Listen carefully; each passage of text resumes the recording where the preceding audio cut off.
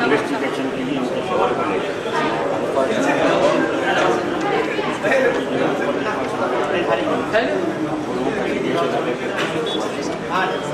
ये गरीब आदमी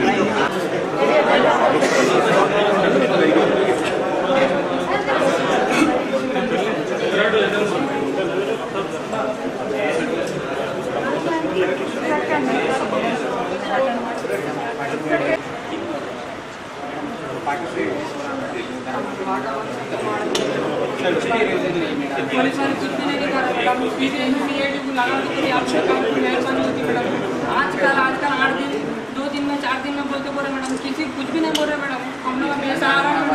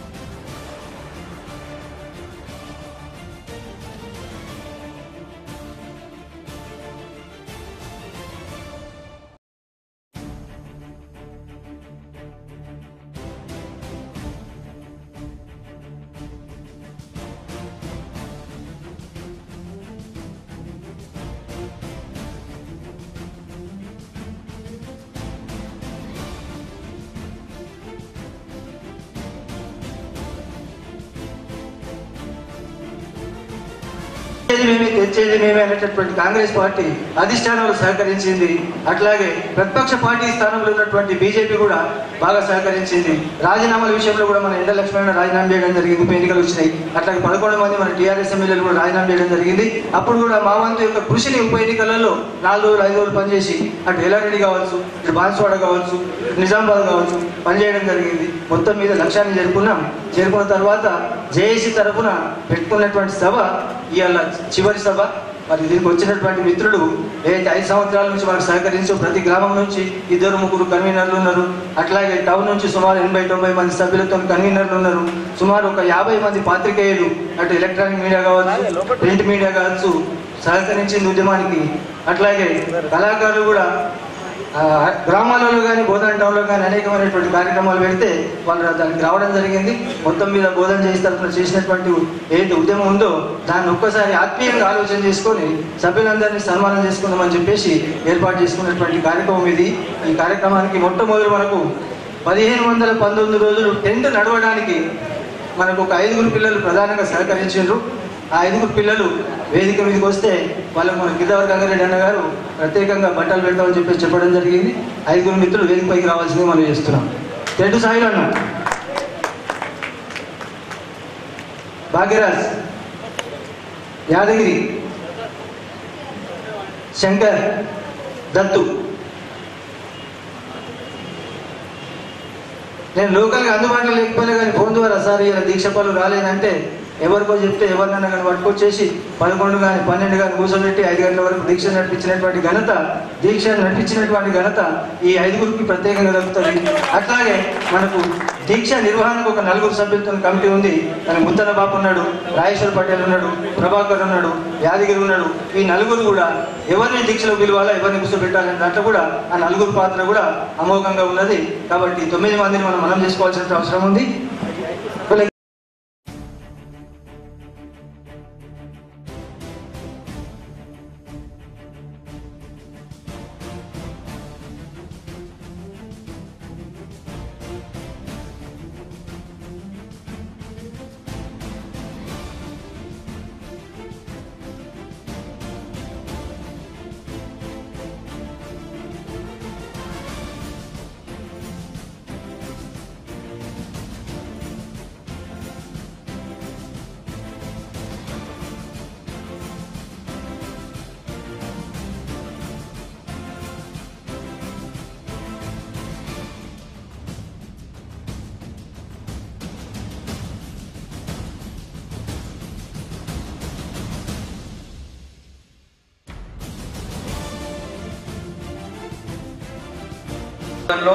తెలంగాణ కోసం మరి ఉద్యమ చరిత్రనే తిరిగి రాసినటువంటి బోధన్ జేఎస్ గురించి పత్రికలలో ఎన్నోసార్లు కూడా చదవడం జరిగింది. నిజం చెప్పాలంటే జేఎస్లో మొదటి స్థానం మరి బోధన్ జేఎస్దే. కాబట్టి మరి 1519 రోజులు చేసినటువంటి ఘన చరిత్ర బోధనే రాసి పెట్టుకుంది. అది తెలంగాణలో సువర్ణాక్షరాలతో రాసి పెట్టుకుంది. కాబట్టి తప్పకుండా ఏదేమైనా భవిష్యత్తులో కూడా బోధన్ చేసి వారికి చరిత్ర మర్చిపోదని, మనందరినీ కూడా కాపాడేటువంటి ఆత్మీయులు, వారి ఆత్మలను సమర్పించి మనకు స్వాతంత్రాన్ని తెచ్చిన వాళ్ళు ఉన్నారు. వారికి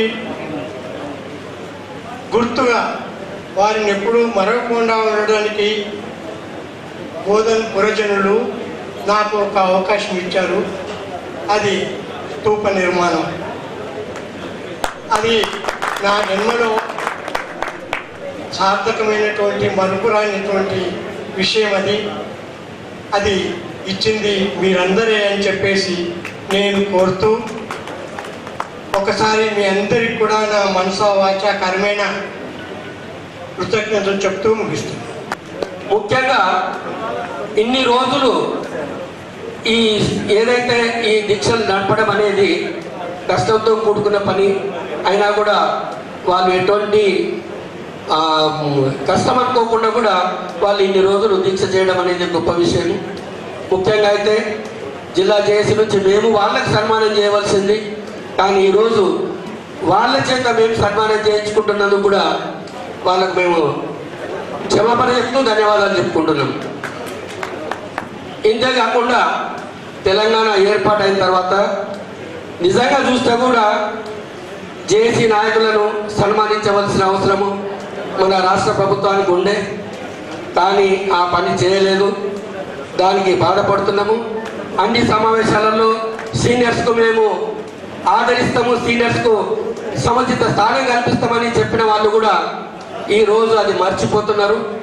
మేడం కూడా నేను 2 సార్లు మెసేజ్ పంపడం జరిగింది సీనియర్స్తో ఒక మీటింగ్ ఏర్పాటు చేయమని. మరి వారికి తీరలేదు, మరి నా మెసేజ్ చూడలేదు. వాళ్ళకి ఇప్పటికైనా చెప్తున్నాను, సీనియర్స్ 2001 నుంచి పనిచేసిన వాళ్ళు ఇప్పటికి కూడా కొంతమంది ఉన్నారు. మొన్న కూడా జిల్లా కమిటీ వేయడం జరిగింది. జిల్లా కమిటీలో కూడా ఎవరిని తీసుకోలేదు. ఇవన్నీ మరి ఆమె దృష్టికి వస్తుందో లేదో తెలియదు. ఎమ్మెల్యే చెప్తే చేసామంటే ఎమ్మెల్యే ఎన్నడూ వచ్చిండు, ఎమ్మెల్యే 2009లో వచ్చాడు, మేము 2001 వచ్చున్నాం. కాబట్టి ఇవన్నీ కూడా దృష్టిలో పెట్టుకోవాల్సిన అవసరం ఉందని చెప్పేసి నేను కోరుతున్నాను. आगे आते हुए आज करोड़ों की तादाद में उसके साथ है वो है मिस्टर केसिया और मैडम कविता। अमेरिका में रहने के बावजूद जब यहाँ के हालात देखकर उन अमेरिका को छोड़कर हिंदुस्तान आकर एक नए परचम के साथ काम करके हमारे साथ कंधे से कंधा मिलाकर सैन्य की तरह काम किए और जेएससी को मुबारकबाद देता हूं कि केसीआर के इशारे पर, उनके कहने पर जेएससी तमाम तेलंगाना के लोग, हर ऑफिस के लोग जेएससी, चाहे एडवोकेट हो, लॉयर हो, तहसील हो, आरडीओ, रेवेन्यू, आरटीसी के हो, जुमला जेएससी, टीचर्स तमाम मिलकर जो उनकी आवाज पे एक होकर जो काम किए, भूख हड़ताल किए, रास्ते रोके, रेल रोको और कई दिन तक भूख हड़ताल कई किस्म के करने बाद हैदराबाद से दिल्ली को 1000 कार के साथ केसीआर की रवानगी सारे हिंदुस्तान में बल्कि सारी दुनिया में पहला कारनामा है जो कम टर्न में स्टेप पर रखे।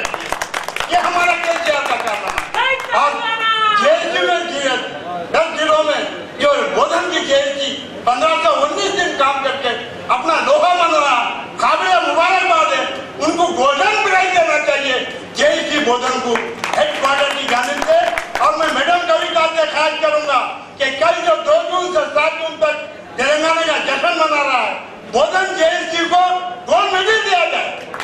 वीरुलारा वंदनमो, शूरुलारा वंदनमो, वीरुलारा वंदनमो, शूरुलारा वंदनमो, वीरुलारा वंदनमो, शूरुलारा वंदनमो, वीरुलारा वंदनमो, शूरुलारा वंदनमो, అన్నలారా వందనమో, అమరులారా వందనమో, అన్నలారా వందనమో, అమరులారా వందనమో, అన్నలారా వందనమో, అమరులారా వందనమో, అన్నలారా వందనమో, అమరులారా వందనమో.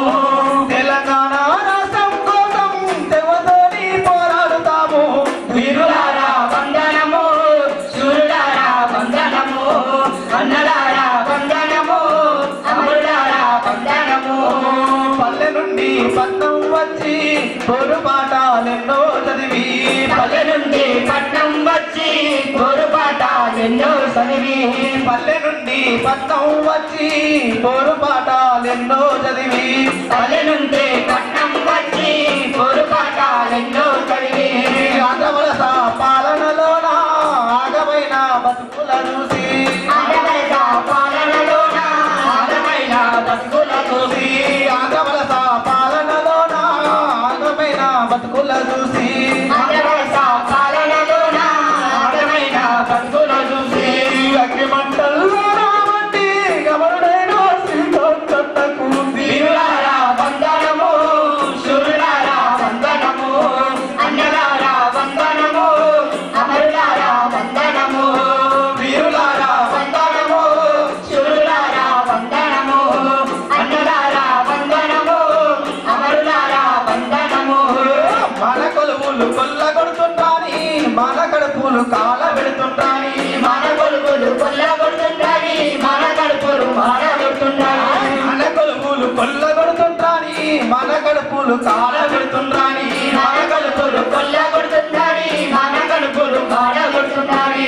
ఆంధ్ర పోలీసు ఆధిపత్యంలో అణిగి మెనిగి ఉండలేమంటూ, ఆంధ్ర పోలీసు ఆధిపత్యంలో అణిగి మెనిగి ఉండలేమంటూ, ఆంధ్ర పోలీసు ఆధిపత్యంలో అణిగి మెనిగి ఉండలేమంటూ, ఆంధ్ర పోలీసు ఆధిపత్యంలో అణిగి మెనిగి ఉండలేమంటూ. తన తుపాకి చూడాల రక్తాన్ని తరబోసిన పోలీసు ఇస్తున్నా. వీరులారా వందనమో, శూరులారా వందనమో, అన్నలారా వందనమో, అమరులారా వందనమో, వీరులారా వందనమో, శూరులారా వందనమో, అన్నలారా వందనమో, అమరులారా వందనమో, వీరులారా వందనమో, శూరులారా వందనమో, అమరులారా వందనమో, అమరులారా వందనమో. కాబట్టి ఇలా నిరుద్యోగులకు ఎన్నో ఆశలు ఉన్నాయి. ఇలా దాన్ని తీర్చవలసినటువంటి బాధ్యత ప్రభుత్వం మీద ఉన్నది. కానీ ప్రభుత్వానికి కూడా మనం కొంత అవకాశం ఇవ్వాల్సినటువంటి సమయం ఇవ్వాల్సినటువంటి అవసరం ఉన్నది. మరి ప్రభుత్వం కూడా ఈ యొక్క మరి ఏవైతే నిరుద్యోగులు మరి దేని కొరకైతే ఇలా మనం ఉద్యమం చేసి తెలంగాణ రాష్ట్రాన్ని సాధించుకున్నామో ఆ ఆలోచన ప్రభుత్వానికి ఉన్నది. మనం కొంత సమయం ఇచ్చినట్టయితే వాళ్ళ ఆశలన్నీ కూడా మరి నెరవేరుతాయి. ఎవరైతే ప్రజాప్రతినిధులు ఉన్నారో వాళ్ళందరూ కూడా ఇలా మనం అందరం ప్రజాప్రతినిధులుగా ఎన్నికైనటువంటి వాళ్ళు మన ఇక్కడ కూర్చున్నటువంటి ఉద్యమకారులందరం ఇలా భుజం రాసుకొని వాళ్ళు మరి ఇలా ఎమ్మెల్యేలకు అయి ఉండవచ్చు, ఇలా మనం ఇక్కడ ఉండవచ్చు, కానీ ఇలా ఉద్యమ సహచరులుగా ఇలా మనకున్నటువంటి మన కష్టాలు కావచ్చు, మనకున్నటువంటి మరి ఇబ్బందులు కావచ్చు, వాటన్నిటిని కూడా తెలుసుకొని ఇలా ప్రభుత్వానికి మరి వాళ్ళు మన విషయాలను చేరవేస్తూ ప్రభుత్వానికి ప్రజలకు మధ్య వారధులుగా ఉండవలసినటువంటి బాధ్యత ఈ యొక్క ప్రజాప్రతినిధులుగా ఉన్నది. కాబట్టి అధినేతకి ఎప్పటికప్పుడు విషయాలను సూటిగా మరి వాళ్ళకి చేరేటువంటి విధంగా చేరవేసినట్లయితే మనం ఫలితాలను సాధించగలిగేటువంటి విధంగా మనం ముందరకు వెళ్తాం. కాబట్టి మిత్రులారా, ఇవాళ మనకు ఇలా మన తెలంగాణ రాష్ట్రం సాధించుకోగానే ఇలా మనం అన్నిటికీ మనం ఆ కళలు ఏవైతే కన్నమో అవన్నీ కూడా నెరవేరినట్టు కాదు. రాబోయేటువంటి 5 సంవత్సరాల లోపల కూడా ప్రభుత్వం ఈ 5 సంవత్సరాలు ఈ ప్రభుత్వానికి టైం ఇచ్చినట్టయితే క్రమక్రమంగా సంవత్సరం మరి 20% మన సమస్యలను మన ప్రాబ్లమ్స్ అన్ని కూడా సాల్వ్ చేస్తూ 5 సంవత్సరాల లోపల ఇలా ఏదైతే మరి ఉద్యమ నాయకులు ఉన్నారో, ఎందుకంటే ఇలా మన ముఖ్యమంత్రిగా ఉన్నటువంటి వ్యక్తి ఇలా అధికారుల మీద ఆధారపడేటువంటి వ్యక్తి కాదు, ప్రజల సమస్యలు తెలియని వ్యక్తి కాదు. ఇవాళ అధికారులకే లెక్కలు చెప్పగలిగినటువంటి మేధావి అలా మన ముఖ్యమంత్రి గారు. కాబట్టి ఆయనకు అన్ని విషయాలు కూడా తెలుసు. మరి ప్రజలు మరి సహకరించాలి, మరి ప్రభుత్వం కూడా ఆ వైపుగా ప్రజా సమస్యలను తీర్చే వైపుగా ప్రజా ప్రతినిధులు ఆలోచన చేయాలి. క్రమంగా మనం ఒకరికొకరు తోడుగా ఉంటూ ఈ ఉద్యమ కాలంలో పనిచేసినటువంటి విధంగానే మరి ప్రజలతో మమేకమై ప్రజా సమస్యలను నెరవేర్చుకుంటూ ముందరికి సాగుదాం. మరి ఆనాడు అయోధ్యలో ఏ విధంగానైతే రామరాజ్యాన్ని ప్రజలు కోరుకున్నారో, ఈ 5 సంవత్సరాల తర్వాత కేసీఆర్ ప్రభుత్వాన్ని కూడా తెలంగాణ ప్రజలు కోరుకునేటువంటి విధంగా ఇప్పుడు చేపడుతున్నటువంటి కార్యక్రమాల ఒరవడిని మరి కొనసాగిస్తూ ఎక్కడైతే లోటుపాట్లు ఉన్నాయో, ప్రజల నుంచి అభ్యంతరాలు వస్తున్నాయో వాటిని పరిష్కరించుకుంటూ ఈ ప్రభుత్వం ముందుకు సాగాలని చెప్పి ఆకాంక్షిస్తూ మరి చివరగా ఈ యొక్క బోధన చేసి ఏర్పాటు చేసినటువంటి సమావేశం దాదాపు 1500 రోజులకు పైగా ఈ యొక్క మరి జేఏసీ నడిపించినటువంటి ఘనత. ఎప్పటికప్పుడు 100 రోజులు, 300 రోజులు, 500 రోజులు, 1000 రోజులు ఈ విధంగా కార్యక్రమాలు చేసుకుంటూ పోయి ఇలా మొత్తం ఇలా స్టేట్ జేఏసీ లోపల ఒక ముఖ్యమైనటువంటి భూమికను నిర్వర్తించినటువంటి బోధన జేఏసీని రాష్ట్ర జేఏసీ పక్షాన అభినందిస్తూ ఉన్నాం. మరి కోదండరామ్ గారు కూడా జేఏసీ నాయకులు మమ్మల్ని ఇక్కడికి పంపిస్తూ బోధన జేఏసీ వారికి రాష్ట్ర జేఏసీ పక్షాన శుభాకాంక్షలు తెలపండి అనేటువంటి విషయాన్ని కూడా చెప్పడం జరిగింది. ఇవాళ ఉద్యోగుల నియామకాల గురించి కానీ, ఉద్యోగుల ప్రమోషన్ల గురించి కానీ ఇవాళ మేము పనిచేస్తున్నాం. ఇప్పటికీ తెలంగాణ రాష్ట్రం వచ్చినప్పటికీ కూడా చాలా మంది ఉద్యోగులు ఆంధ్ర ఉద్యోగుల కింద పనిచేయాల్సినటువంటి పరిస్థితి ఏర్పడింది. ఇవాళ ఏ ఉద్యోగికి వ్యతిరేకంగానైతే మనము ఉద్యమాలు చేసినామో, ఇవాళ తెలంగాణ వచ్చిన తర్వాత కూడా ఆ ఉద్యోగుల కిందనే పనిచేయడం అనేటువంటి ఒక దౌర్భాగ్యమైన పరిస్థితి వల్ల ఇంకా కొనసాగుతున్నది. దానికి కారణం కమల్నాథన్ కమిటీ. ఆ కమల్నాథన్ కమిటీ రద్దు చేస్తే తప్ప ఈ రాష్ట్రం లోపల ఉద్యోగాల నియామకాలకు అవకాశం ఏర్పడేది లేదు. ఆ క్రమంలో మేము పనిచేస్తున్నాం. గోపాల్ రెడ్డి గారు అన్నారు వారు ఇది చివరి సమావేశం అని. నేను వారికి చెబుతున్నాను, చివరి సమావేశం కాదు. తెలంగాణ రాష్ట్రాన్ని అభివృద్ధి లోపల నంబర్ 1 స్థానానికి చేరుకునే వరకు ఇవాళ జేఏసీలు, ఉద్యోగ సంఘాలు అదే స్ఫూర్తితో పనిచేయాల్సినటువంటి అవసరం ఉంది. ఇవాళ బోధన జేఏసీ వారికి నేను చెప్తున్నాను, రాజశేఖర్ రెడ్డి అమ్మేసినటువంటి బోధన షుగర్ ఫ్యాక్టరీని తెరిపించుకునే విధంగా మీరు ఇవాళ ప్రభుత్వం మీద ఒత్తిడి తీసుకొచ్చే కార్యక్రమాలు చేయవలసినటువంటి అవసరం ఉన్నది. 2,90,000 ఎకరాలకు నీరు అందించే నిజాం సాగర్ ప్రాజెక్టును మళ్లీ నింపుకునే విధంగా దాంట్లో పూడికలు తీసి ఆ 2,90,000 ఎకరాలకు నీళ్లు వచ్చే విధంగా మీరు ప్రణాళికలు చేయమని చెప్పేసి స్థానిక శాసనసభ్యులకు కానీ వారందరి మీద ఒత్తిడి తీసుకురావాల్సినటువంటి అవసరం ఉన్నది. లేకపోతే తెలంగాణ ఉద్యమ సమయంలో మనము తెలంగాణలో ఉన్నటువంటి ప్రతి ఎకరం భూమికి ఉచితంగా నీరు ఇస్తామని చెప్పినాం, ప్రతి ఇంటికి ఉద్యోగం వస్తుందని చెప్పినాం. అదేవిధంగా ఇక్కడ నిధులు ఇక్కడనే ఖర్చు పెట్టుకుంటే బంగారు తెలంగాణ వస్తుందని చెప్పుకున్నాం. ఆ క్రమంలో ప్రభుత్వానికి అనేకమైనటువంటి ఒత్తిళ్ల మూలంగా, అనేక కార్యక్రమాల మూలంగా ఏదైనా ప్రాధాన్య అంశాలను కనుక వాళ్ళు మర్చిపోతే వారిని తీసుకొచ్చే విధంగా ఇవాళ జేఏసీని పనిచేయవలసినటువంటి అవసరం ఉన్నది. ఆ క్రమంలో మనం ముందుకు వెళ్లాల్సినటువంటి అవసరం ఉన్నదిగా నేను భావిస్తున్నాను. ఈ యొక్క సభ్యులకు సన్మానం చేసే కార్యక్రమాన్ని, ఉద్యమకారులను గౌరవించుకునే యొక్క సాంప్రదాయాన్ని బోధనలు నిర్వహిస్తున్నందుకు బోధన జేఏసీ వారికి ప్రత్యేకమైనటువంటి ధన్యవాదాలు తెలియజేస్తూ, మనం మాత్రం మన దారులు క్రాస్ కాకుండా చూసుకోవాలి. ఎక్కడ కూడా ఒకరికొకరు వ్యతిరేకంగా పోవద్దు. అయితేనేమో రైలు పట్టాలలాగా సమాంతరంగా పనిచేయాలి, లేకపోతే కలిసి పనిచేయాలి. కానీ ఒకరి దారి ఒకరు కట్ చేసుకుంటా పనిచేస్తే చివరి అంతిమ లక్ష్యానికి ఇబ్బంది అవుతుందని చెప్పడం జరిగింది. ఆ విషయాన్ని ఆనాటి నుండి ఈనాటి వరకు కూడా మరి అన్ని శక్తులు కూడా తెలంగాణలో గుర్తుంచుకున్నాయి. సరే, జరిగినటువంటి పరిణామంలో మీ అందరికీ తెలుసు 2009లో కేసీఆర్ గారు మరి కేసీఆర్ చచ్చుడో తెలంగాణ వచ్చుడో అన్నటువంటి నినాదంతో 11 రోజులు నిరాహార దీక్ష చేస్తే మరి ఎన్నిటికి ఎన్ని ఉద్యమాలకు కదలనటువంటి కేంద్ర ప్రభుత్వం 60 సంవత్సరాలలో మొట్టమొదటిసారి ఒకే ఒక్కసారి దిగి వచ్చి ఇగో తెలంగాణ ఇస్తున్నామని చెప్పి ప్రకటన చేసి గోపాల్ రెడ్డి అన్న చెప్పినట్టు నిజానికి 15-20 రోజులు కూడా మనం ఆనందంగా ఉన్నామో లేమో. డిసెంబర్ 9న అంతే కదా, 9న ఆ ప్రకటన వచ్చింది, 23న మళ్ళీ వ్యతిరేకమైనటువంటి ప్రకటన వచ్చింది. అంటే ఆ 10-12 రోజులే తెలంగాణ సమాజం ఆనందంగా ఉన్నది. కానీ ఆ 10-12 రోజులు ఇంకా కేసీఆర్ గారు కోలుకోలేదు. నేను వారి బిడ్డగా వారిని దగ్గర నుండి చూసినటువంటి వ్యక్తిగా చెప్తా ఉన్నాను.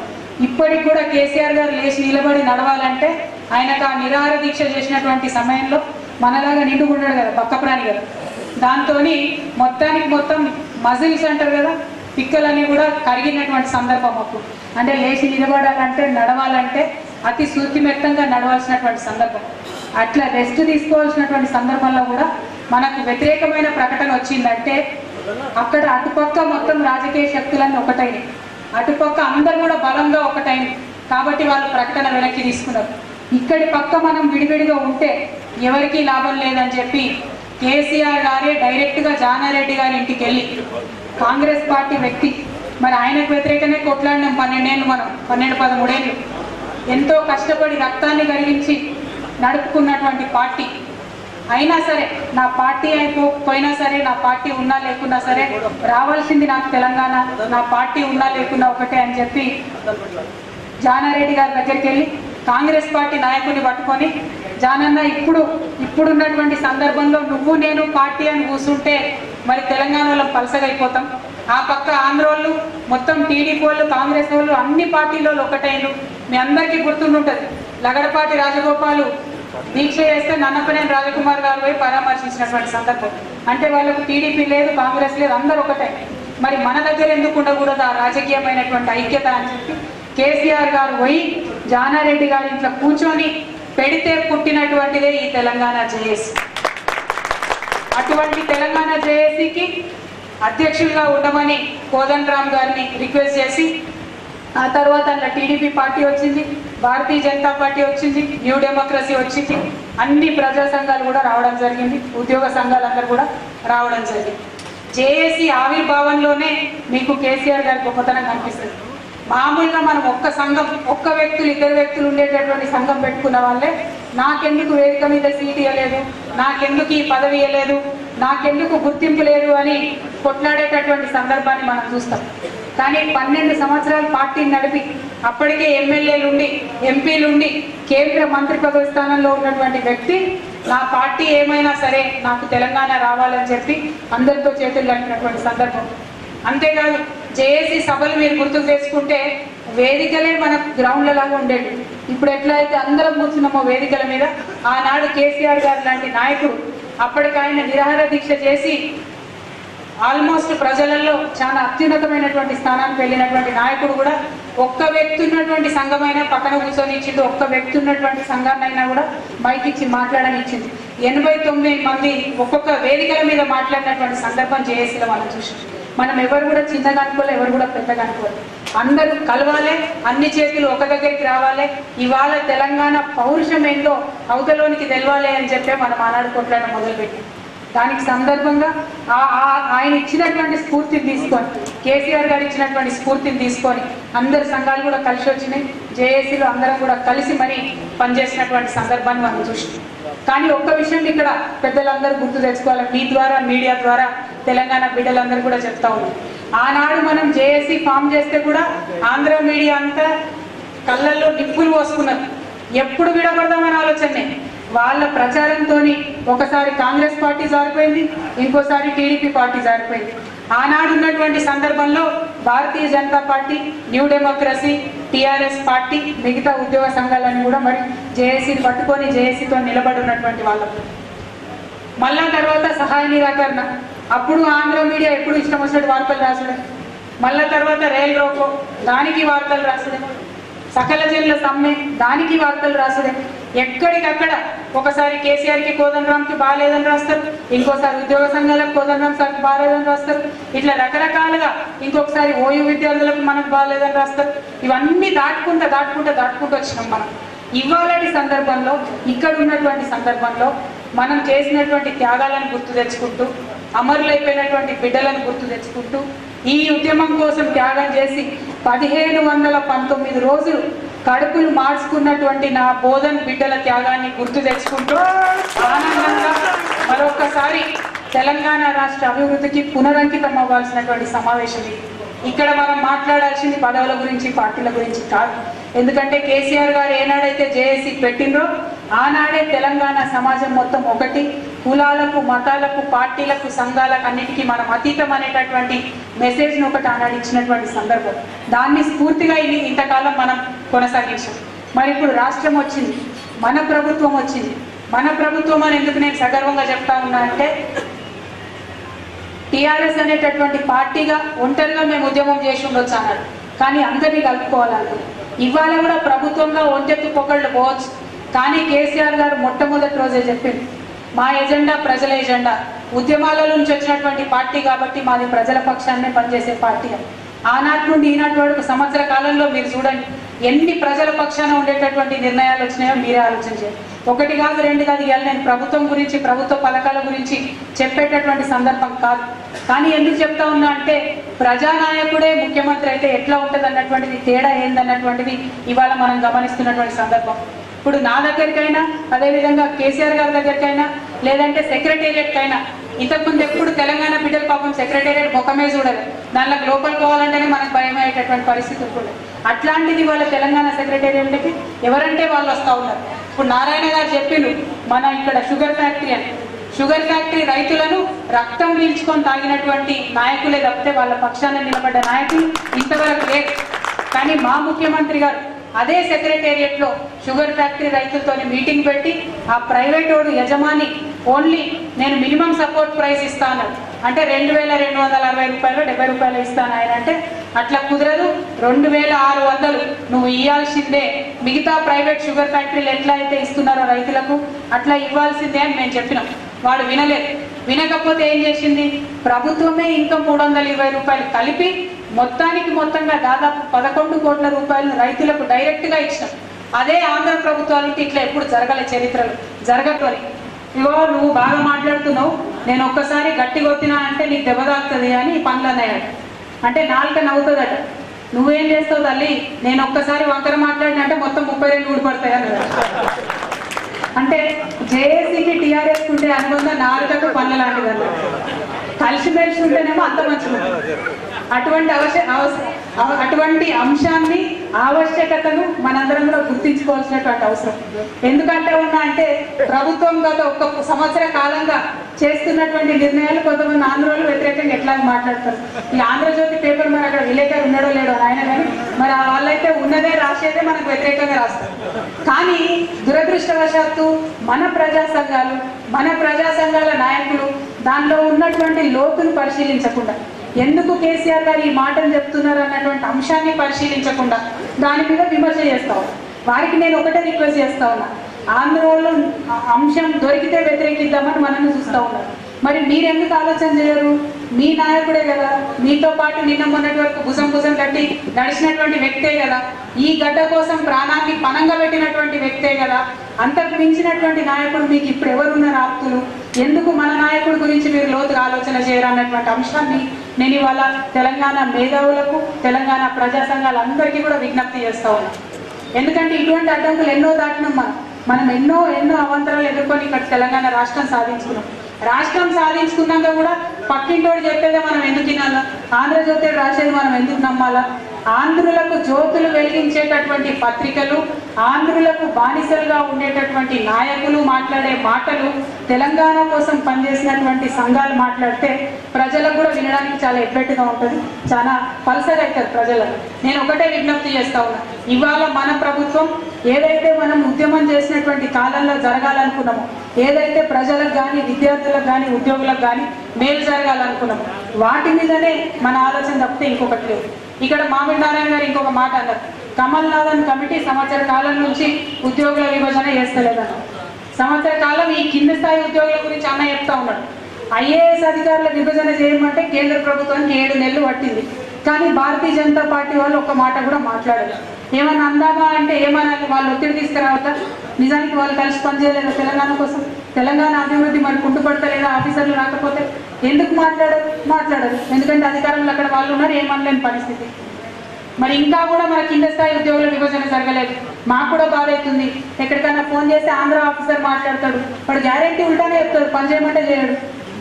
పని ఎట్లా రాకుండా ఉండాలని అదే ఆలోచన చేస్తాడు తప్పితే మంచి ఆలోచన చేయడు.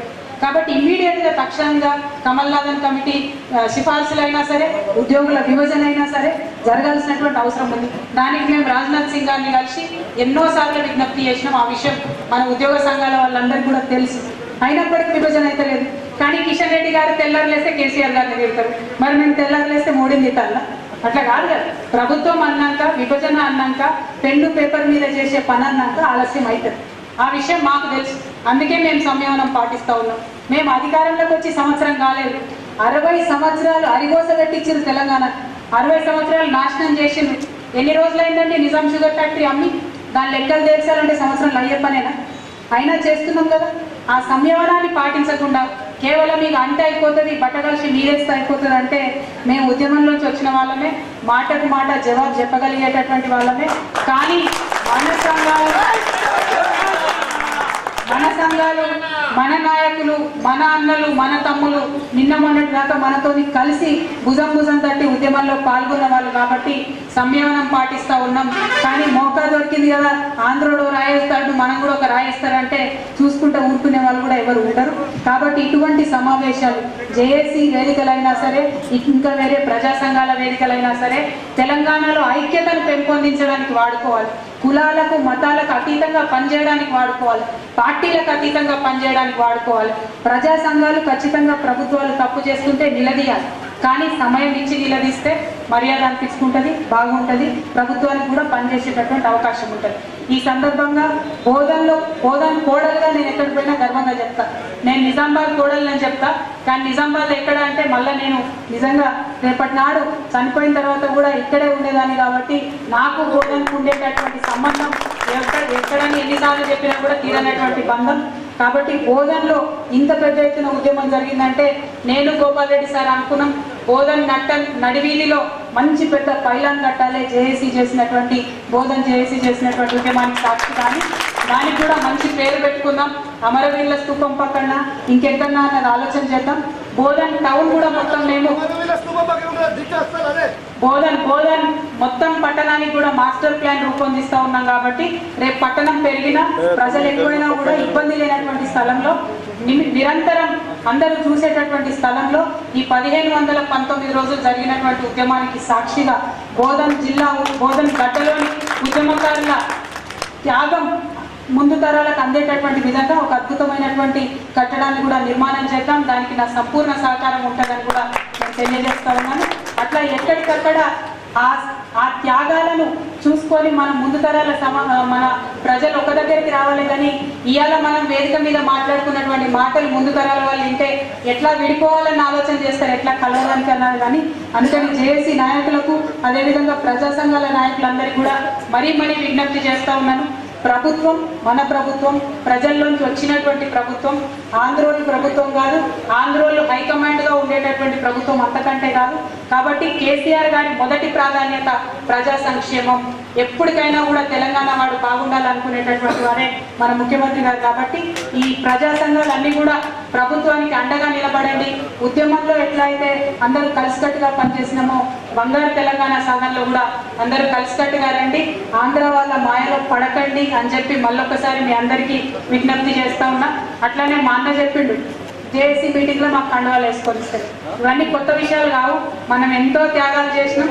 ఎన్నో చోట్ల ప్రతి ఊర్లో కూడా మన కార్యకర్తలు మనం వెనక నుండి ముందట మైకులు ఇచ్చి మేధావులతో మాట్లాడించినటువంటి సందర్భాలు, ఉద్యమంలో జన సమీకరణ మనం చేసి వెనుక నిలబడి జేజేలు కొట్టినటువంటి సందర్భాలు, టీఆర్ఎస్ పార్టీ కార్యకర్తలు గ్రామ స్థాయి నుండి మొదలు పెడితే కేసీఆర్ గారి దాకా ఏమాత్రం బరువు బాధ్యత లేనటువంటి వాళ్ళని కూడా మనం మోసినాం.